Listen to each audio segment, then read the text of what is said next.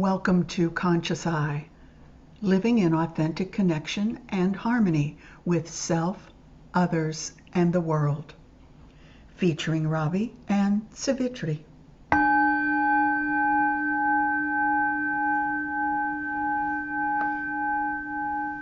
Good morning.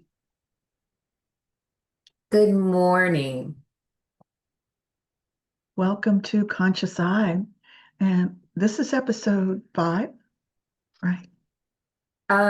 Sure. I'm terrible at details, but I'll go with that. It's Right. our it's our first episode after that last eclipse, and that was fantastic. Yes, So yes, yeah. yes. So today we're going to sneak in a little bit of the eclipse information just to give everyone a chance to reflect in a certain way that may give them more information about some of those cosmic energies that were there that will lead us right into karma. Right. Yeah, because we'll be talking a little bit about karmic returns today. Hmm. Yeah. Oh, so how was your Now, week post eclipse? I'm still processing it. It was very powerful for me. So we had, let's go back to September 7th. Is that when it was? Mm-hmm. Um, Sixth or and seventh, depending on where you are in on the planet. yeah, Yeah. yeah, we had, oh, where, I had my notes. We did have an eclipse, which was lunar, correct? Yes, that was Yes. the And it was lunar. And total in some so areas of the globe. yes, Yeah. we talked about that last time, didn't we? How we were part of the small part of the world that couldn't see that one. The Western Hemisphere. Yeah. Right. Which was all about letting go. And I did some intention setting and some, Mhm. affirmations of letting go. And I think often when we do our ceremonies or rituals, we sometimes forget, uh, it, you know, it's like the meditation thing, there's 28 stages of meditation, boredom, frustration, being part Mhm. of those. Mhm.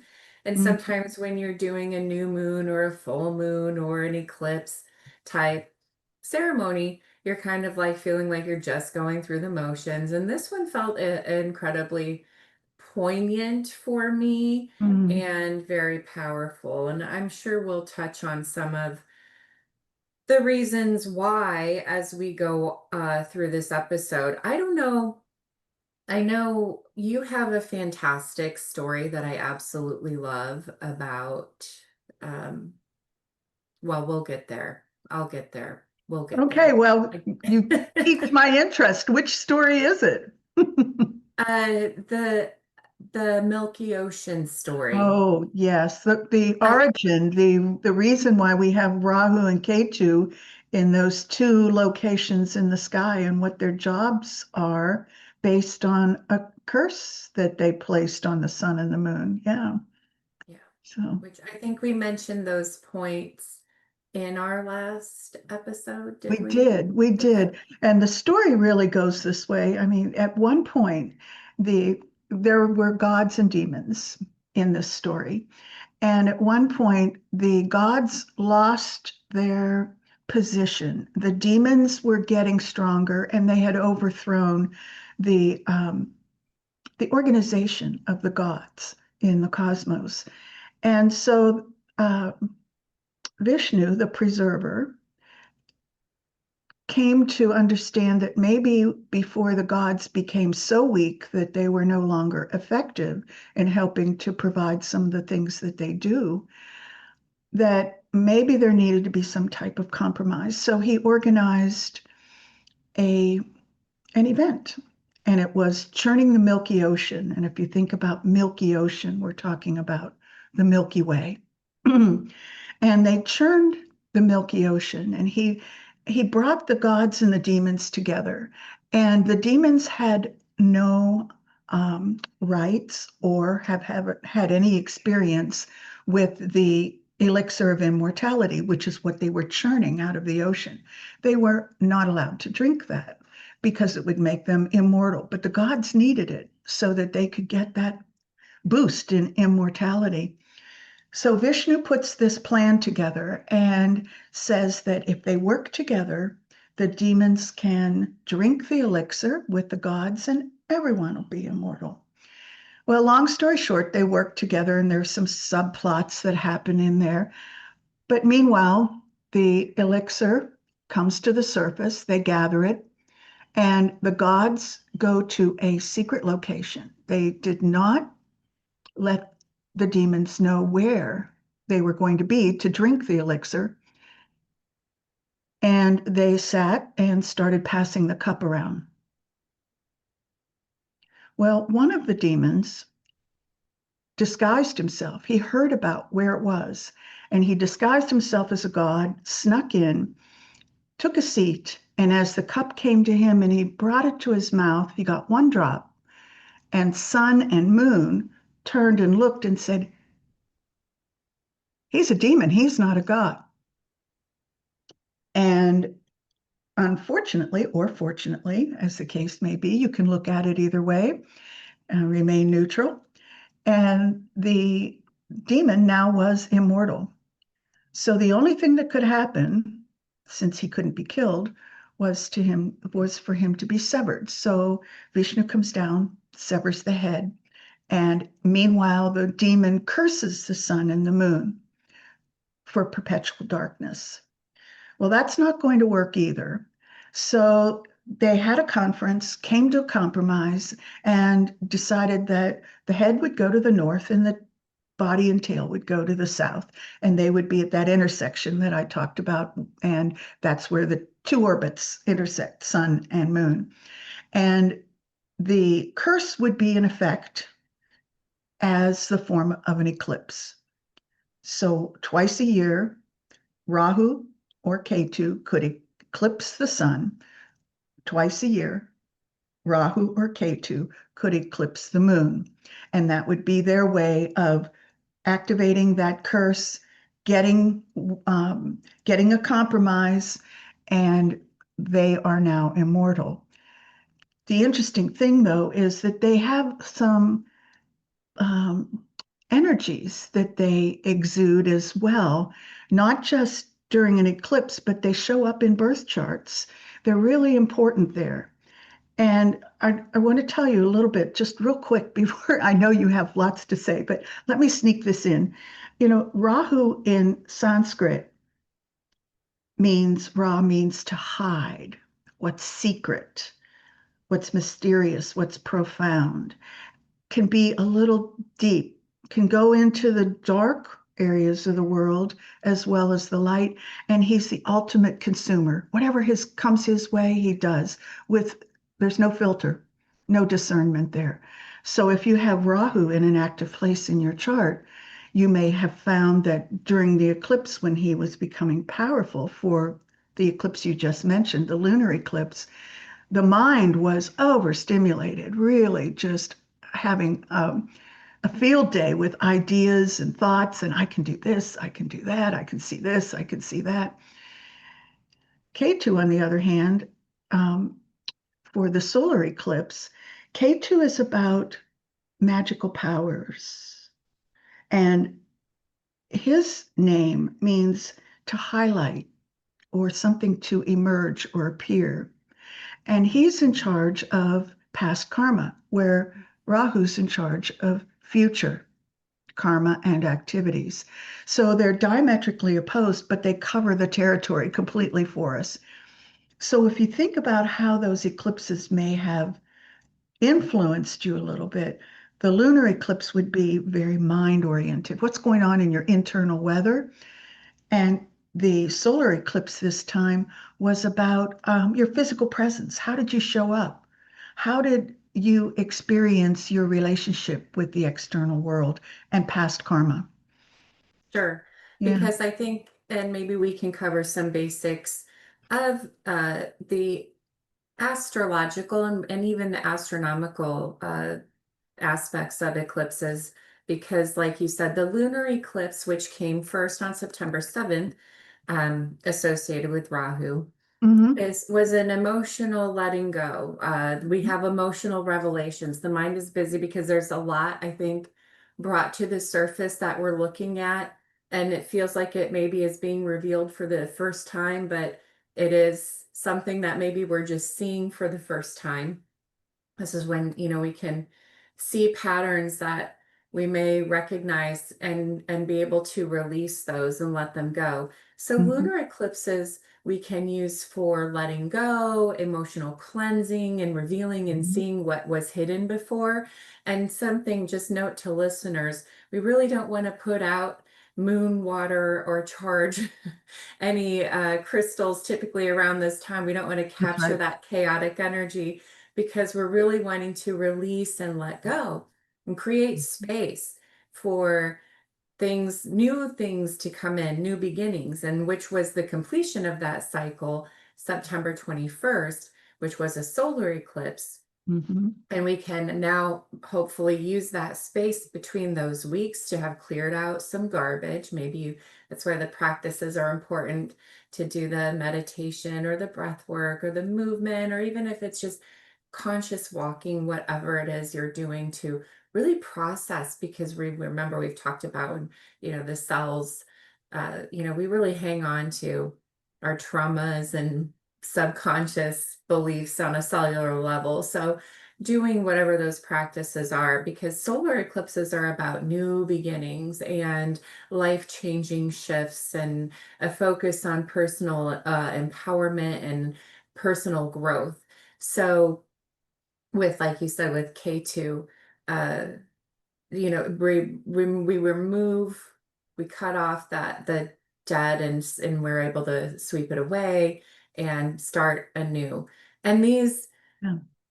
typically, I think, folks, eclipses are seen as fated events because they often force us, and Mhm. um, Mhm. it will remove things or bring things in. It will remove things from our life that we haven't yet taken care of. If we haven't cleared it away, sometimes an eclipse will be very transformative. That's It right. Yeah. will Yeah. do that work, but maybe before we feel like we're ready. It's like, wait a minute, what's happening? And so sometimes it feels like a forced letting go, or it's a cosmic reset. There are times of intense transformation. So they can feel a little bit scary. And I think maybe we associate, those faded events, or it's out of my control. But if we're doing the work, we can still use those energies to direct us on our dharmic path. It really takes knowing that it can be unexpected and messy, but it's not what happens, it's how we respond to what happens. So, and again, their specific meaning, and I think you touched on this, is going to depend on your own personal chart as well. That's So right. we can have a collective experience, and we also have a very personal experience depending on, as you kind of alluded to, where Rahu and Ketu fall in our chart. So they're very complex times. And this past cycle, this past season, and this past lunar and solar on September 7th and September 21st were very, very powerful. For me, it was interesting because my intentions of letting go on the 7th were so affirmed in my readings, that the tools that I used, that what it brought up for me on the 21st. So it really felt coming full circle. And if you're listening, and I invite you to think of that time period, because even if we're not aware, we can feel those energies pulling on us.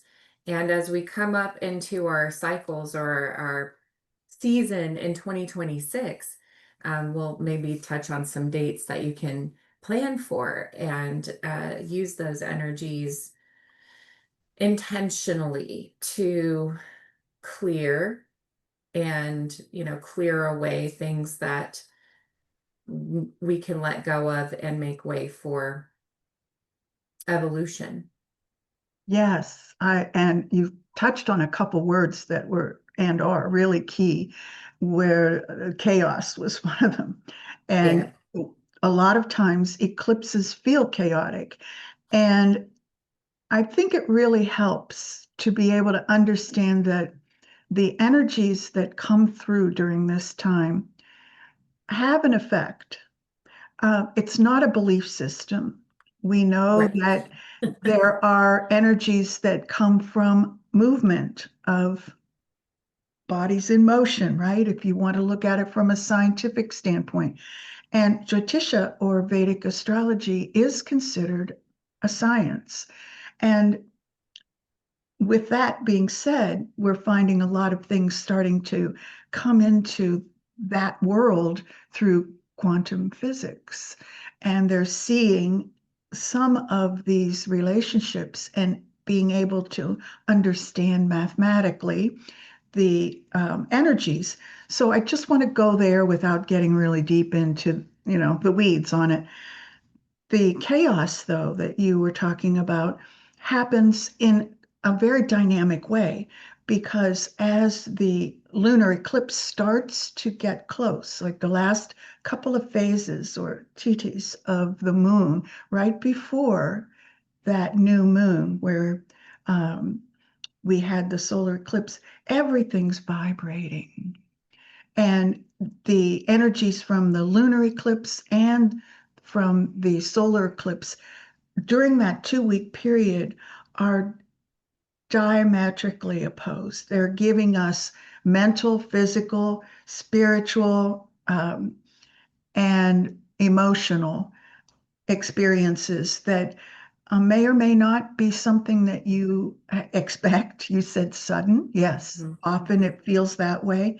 And planning for it, or at least understanding that it can be a certain way without expectations. And that's important too, because we want to not block the experience with expectations, because when we come to expectations, then what happens? If we don't get that result, then we feel disappointed or like we didn't do something right, or maybe Right. didn't meditate enough, or do practices, or whatever it is that you do during the times when you feel the need to settle and go deep and become grounded. So with all that, the jnana yoga, the knowledge is really important in that it brings in an understanding. And I love what you said about planning for the eclipses. And I made a quick note that when we get a little closer to that, I think what, in February, did you say? Yeah, 2026. Yeah. yeah, we could Well, give you a heads up this time. yeah. It's not Well, that we lost anything, though, coming in behind us, because right. going back and reflecting after you're not in it, it's just like any other event. You have something happen, you're in it, you're feeling it, you're being it, you're doing it. And afterwards, you start to That's look back. And then that's that's when the learning occurs because you're yes. able to sort it out. When you can reflect and process. And Mm-hmm. what you Absolutely. mentioned, surrender kept coming up for me in my card pulls over this time. Oh, Surrender, trust and surrender. mm-hmm. There is a lot of that necessary at this time because it can be a really uncomfortable time. Eclipses can be because they can be chaotic and shake things up a little bit. And I like that you mentioned, the reflection. What are some things that you can do during an eclipse cycle? Like you said, sometimes it feels like we've got to meditate just right, or we've got to do Right. this ritual or that ritual just right, or else it's not going to work. It's not, intention is fantastic. The intention really helps direct the energies, but it is just about reflecting. You can reflect on past themes and notice similar patterns in your life and notice where are the pain points or what keeps coming up that's irritating or frustrating or painful, because those are the little like knock knock that the universe might be saying, Mm-hmm. hey, this is a little thing here, you might want to take a look at how you're doing. And those first couple times it comes around, we might be wondering what the heck that is and what's going on. And it's those times of reflection, like you said, afterwards, that sometimes bring those patterns to light and help us see, oh, that's, and we talked about before, that's me again, isn't it? That I see what I've been doing or thinking or feeling, Mm-hmm. perceiving, and And then when we're just in it, observe. like you said about the water a couple episodes ago, when we're in the water, like Mhm. fish, we don't see it. It's the same kind of thing when we're in that, and I'll use the word chaotic energy because it does feel like it's really buffeting us about. Right. We're in a tsunami in some ways, and when we're in it, we're just trying to get through that sensation and that experience. And I love what you said about going back to reflection and begin to assimilate so that the Mhm. next 6 months can be really in line with some of the changes that the eclipse brought to us. Right, that we can transform the patterns through just being, right? Feeling that and just being through it and come through on the other side embodying some things that maybe we had only cognitively seen prior. It's that Yeah. difference between I can see it, I know what's happening, but our responses, our reactions, they're still maybe we haven't embodied that transformation fully. And it's almost, I think of it as recoding, right? It's a recoding of a system. Hmm. Hmm. And these help us recode our default reactions. So we no Hmm. longer have to focus on responding because that practice allows us to help choose a response. But these times of transformation, I kind of think as the recoding process, where then it doesn't have to be conscious anymore. It becomes subconscious because it's encoded, it's embodied. And now we can, we've transmuted and transformed, and we can just operate at that higher level, is how I see the energy of eclipses if we're doing the work with them. But it is a time to just observe and pay attention to events and conversations and feelings that arise during eclipse season, and being mindful not to make any huge rash decisions or Right. changes. Mhm. It's Yes. more of it's just a time of observation. And to come back to this point, surrender and relinquish control, Hmm. because it's being able to step back and allow the universe to make the necessary changes that we can't think our way through. It has to be a it's more, you're using more of your self-sensory human being, the components of the being that are not your thinking mind, Hmm. to get Hmm. through these, because a lot of times the changes and the shifts, they don't make sense until we get to the other side. Right. And I love how you brought that whole fortnight together, from lunar, the mind, to solar, the personality and the physical self. And one thing that I did mention, and you mentioned too just now, about not having a result, surrendering. And when we look at the eclipses, in addition to looking at what house it's in for you, meaning what area of your life might be impacted or influenced in this time frame, is that the lunar eclipse this time was in a nakshatra, which is a region of the sky, that is called Purva Bhadrapada. And Purva Bhadrapada really does require a lot of surrender, letting go, accepting transformation, experiencing sudden transformations, but at the same time, to be able to dive in with a deep intention that has a broad scope. So you're not asking for something specific like, I hope I can close on my house in a year, or I hope I can get a new car. Those are way too specific. What we're talking about is sending out an intention that is one of surrender, where I will accept the best that you have to offer me in order to help me with my spiritual growth. So, what you've done is you've opened up the opportunity to not have a specific intention for a result. So, to help minimize that idea of an intention is to bring about a result. Yes, the global intention will do that. But the actual details around it, we've let go. We've trusted that it's going to be happening. And then following up with the second eclipse, which Ketu was responsible for, that past karma starts to bubble up to the surface. And it is a solar eclipse this time, or it was. And that obliterated the light of the sun. So things coming to us into our physical personality selves were a little bit disrupted there, where the lunar was mental, right, in our mind. The solar is going to be disrupted. So you may have had some aches and pains, I've heard from people, or you might be tired, or you just feel exhausted because the energy coming to the physical body, it's like a plant that no longer has sunlight or enough sunlight. The leaves get a little yellow, right? They start a little wilty.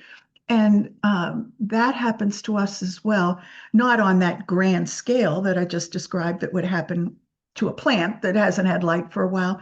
But during that time period, that's the effect that it has on our bodies because we need the sunlight and we need sunlight to be healthy and to grow and for our cells to divide and for us to continue to have life force.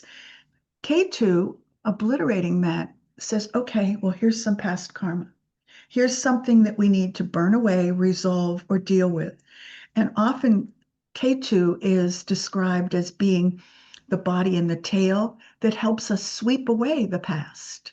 That tail is a tail of a snake. So it's sweeping away past karma, helping us to resolve it. And so at the end of an eclipse season, even though it may have felt chaotic, disruptive, and all of those things that we were feeling a little uncomfortable about, afterwards we might go, whew, and take a deep breath and go, that's different. And it will take a while, like you said, to go back and process what's different and what happened. And this feels pretty good in a lot of ways. There are some things we'll grieve, maybe not, depending on the karma that comes up. There are things that we've been given. Past karma is not always a takeaway, it's often a gift. And so we have different things that happen to us based again on where the eclipse happens in our charts. Is it in our work life? Is it in our home life? Is it on ourself? And the other in 8 or 9 categories of life that would be. Right. Yeah. And I feel like there's the collective, there's the general Right. energies Yes. that we're all working, but then they do impact you in different areas depending on where that is in your chart. And like you mentioned, I felt this lunar eclipse was very much about embracing intuition and trusting what can't yet be seen. Not so, like you mentioned, not having a specific vision right now. Sometimes it can feel a little scary, and it's Mhm. okay because there's a lot of trust that's going into these where we are right now in our evolution, and emotional release, letting go of the emotions.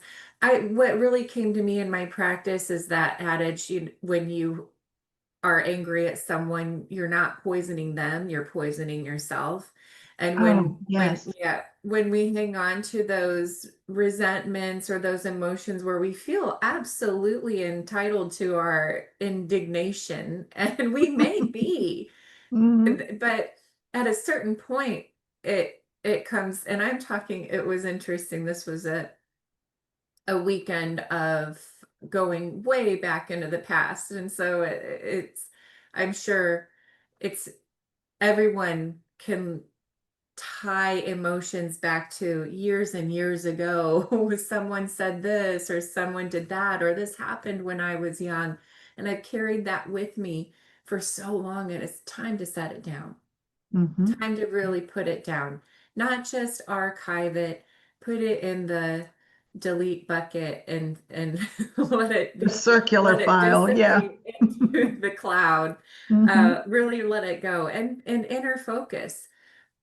Focusing, we talked about, now there's so much outside of us that can be so uncertain and cause so much fear. So turn that focus inward and not about control, but just reconnect with the security within. And with the solar eclipse, what had come through for me very strongly was refinement and organization. Are we doing the routines? Are we doing the little things that will help us continue to evolve, to process, to integrate, to embody? Because we can't just experience something and then go about our merry way and expect it to just take hold. Our daily lives and how we live those and the practices that we do are what really help us refine whatever it is that vision is to be. And we may not know exactly what that looks like, but through our practice and our discipline in some Mhm, ways, we're mhm. able to refine that, and things get clearer as we process the energies and emotions of this time. And we will find perhaps conviction and clarity and breakthrough ideas, not with through expectation or trying, but by that surrender and letting go and relaxing into it, leaning back. And of course, noticing again, just observing and noticing those patterns that keep coming up. And if they keep coming up, what are they about?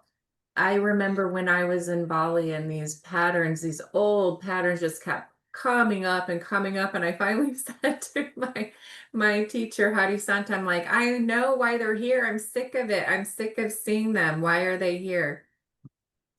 And as soon as I said that, in the very next learning session we had with Satsuri, she talked about it was always that way. That's how Bali is. Here's the poison, here's the remedy. Mhm. Um, but that question of, instead of seeing something when it comes up and being like, oh, you again, being, hey, I see you. I see Mhm. you. What do you need? Why are you here? Mhm. It's inviting that subconscious, maybe not so pleasant feeling that we're dealing with, inviting it to the table and finding out what it really needs. Because And if a we lo- nourish all aspects of ourself, whether we like to see them or not, we yeah, feed the whole self. yeah, yeah, and that brings up shadow work, which I know is on Oh, our list for the future. And the thing too that resonated with me with what you just said, and I've said this before, and as you continue to watch our episodes, which I hope you do, you'll hear me say it again. There are no silver bullets, especially when it comes to spiritual work and really um, becoming authentic, trusting, letting go, like you mentioned, Ravi. There's so much there that we now have been habituated to quick responses. You send a text and you say, where is that person? 5 minutes later, you're still waiting. And you're thinking, wait a minute, everybody has a life. They may not be there right now. And but we have learned to have immediate response and immediate gratification. And that has seeped into so many different areas of our lives. That alone could be, something that we each could take a look at and say, where do we have, and I'll just say it, unrealistic expectations about having a response from anything that we put out there in the universe. And so your practices and the practices I do that you were talking about, we put the energy out. And I think in the last couple of episodes, we talked about it coming back to us, a karmic return. And it's as if we send it out, we do, and it comes back. It may be reflected back. You can think of it that way as a mirror. And when we get through the eclipses and we come into this where we are right now, post eclipse, or you can think about it as pre-next eclipse season if you want to, project out that far. But I'm still working on what happened the last couple of weeks. Take a look at that, and you realize that during that time there has been karma that has been resolved. And I think that understanding that when the eclipses occur, it's an ideal time for us to really take those hard looks at what's coming up, what's coming to us from the external world. I almost said what's coming at us because that's what it feels like sometimes. And Mhm. then what's coming from within us that we are sending out, either with a response or not. And what kinds of emotional responses or reactions are we experiencing? And mental, um, our thoughts, are they disruptive? Are they smooth and easy? Are we, dealing with logic? Or are we dealing with chaos? What are we dealing with? And all of that's happening during that time in different ways for different people. And now we have a chance to sit back with our journal and say, okay, what were some of the big hit things that happened over the last couple of weeks? And by that, I don't mean hit in a bad way, but it could have been hit us with something that we really loved and appreciated and we're grateful for too. And start looking at how those things were available to us during that time. And then ask the question, what do I think and feel about it at this point? How much reaction might I have if it shows up in the future? And can I respond differently? Or maybe I'm completely detached, like you said, let it go. It's gone. I'm putting it in the circular file. And another way to look at this too is to look at what happened 18 years ago. Now, for those of you that are younger Mhm. than 18, you'll have to guess. You know, but for those of especially me who have been around for a couple of those cycles, I can look back and go, okay, 18 years ago, go back again. I'll go back. I'm not going to tell you how many times. And I look at what was happening at that time in my life. And you might be surprised to see that you are getting karmic returns in the forms of a cycle that you mentioned, Ravi, that comes back to give us another opportunity to either do something differently or let it go or make a mistake and it'll come back again, perhaps in 18 more years if you're still on the planet or next life.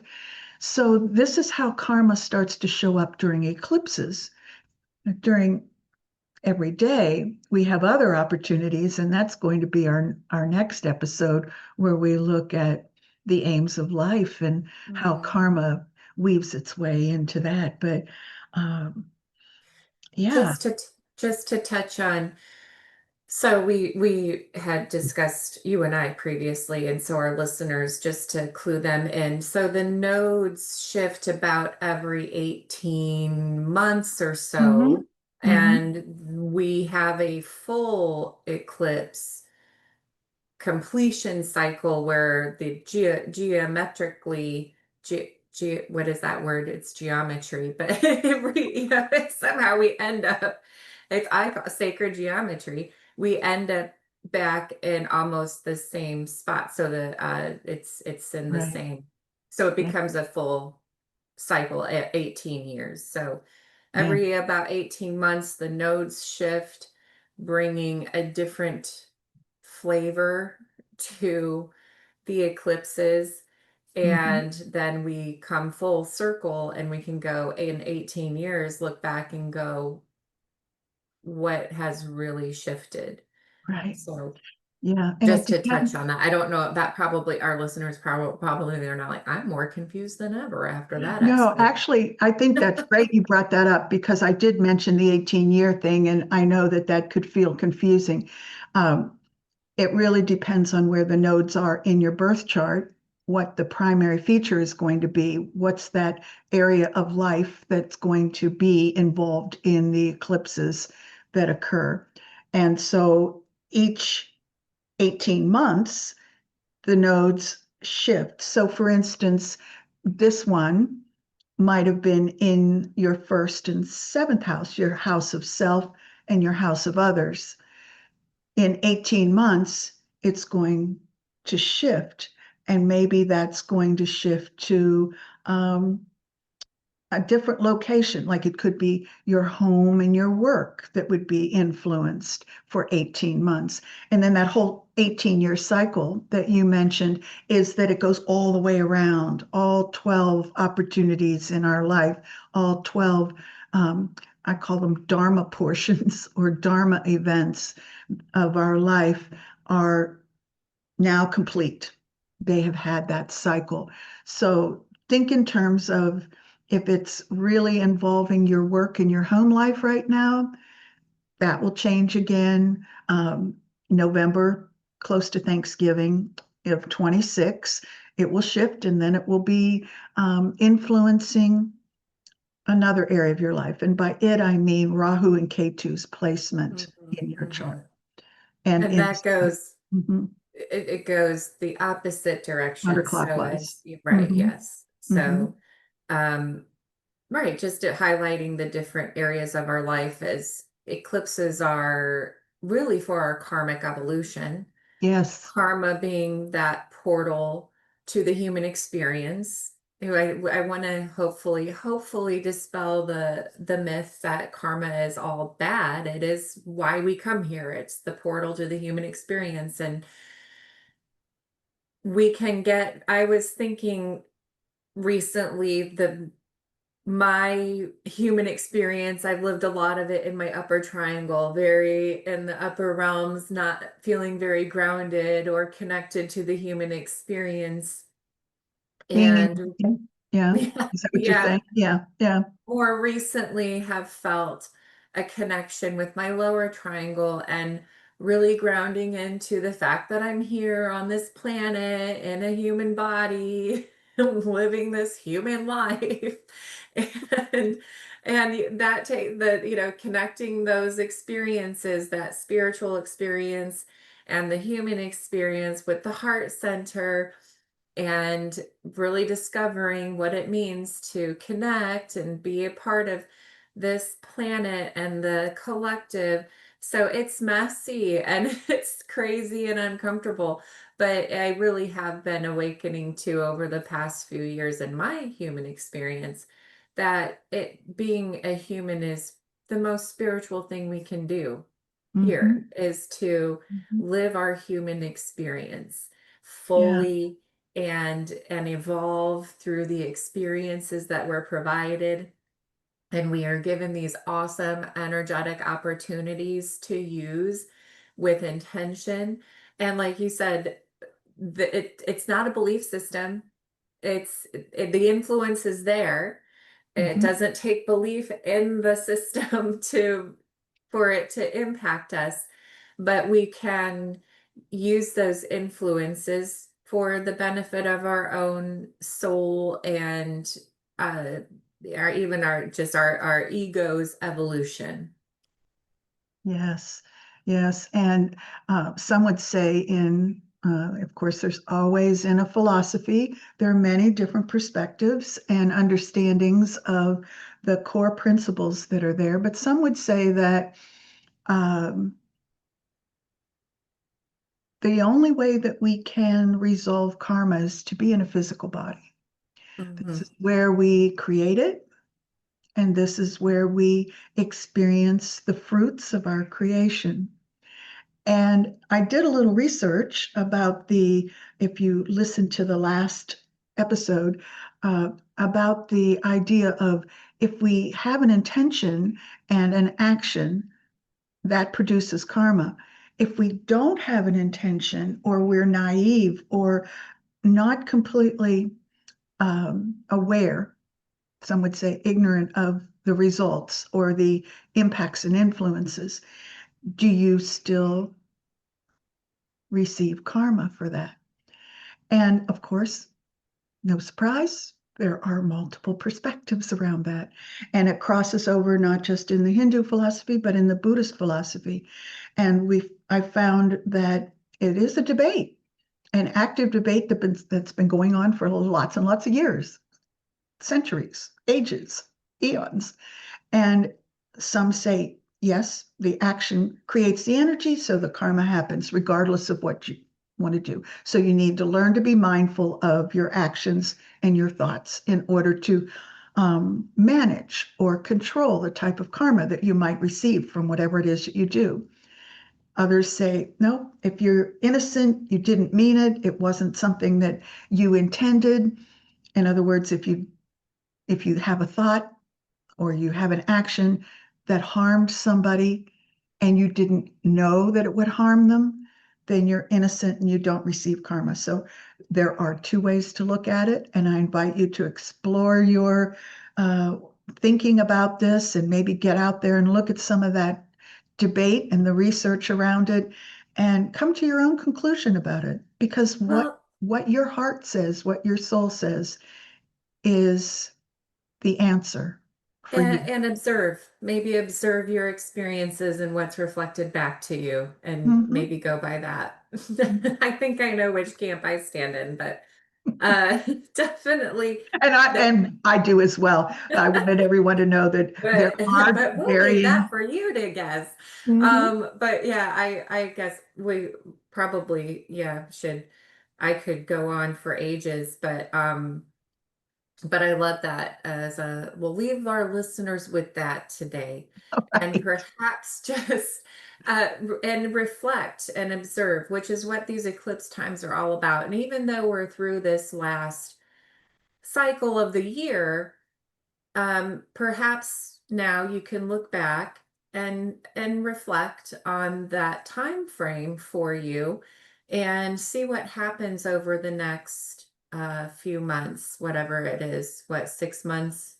6 months. And yeah, Mhm. me and maths are so like I could say here, see it one thing in my brain and say another, but yeah, around I February think when we we all have our do that. next one, Yeah. Yeah. and we'll be talking about it again then, I'm sure, kind of touching on it. So Yeah. revisit us then and stay with us for our next episode and just keep hanging out with us here. Yeah. And have coffee or tea or whatever you bring, smoothies to, or maybe you're gardening, maybe you're cooking, maybe you're driving somewhere. Mhm. We are not necessarily always having to be on video where you sit down for a defined period of time to watch this. You can listen to Yeah, it if you're going hang about out your with day. us. Yeah, Hang out with us anywhere. that's right. There you go. And I just want to say that we're starting to get some really great comments from people that are engaging in their ways of thinking and their understanding of some of the things that we're talking about.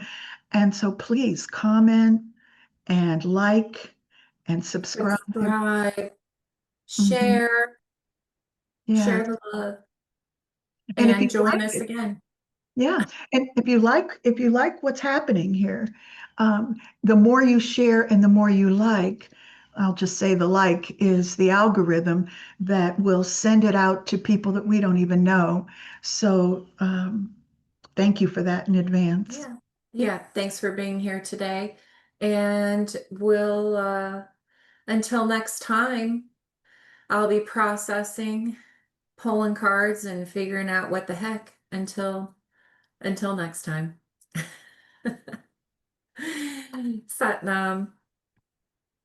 Namaste.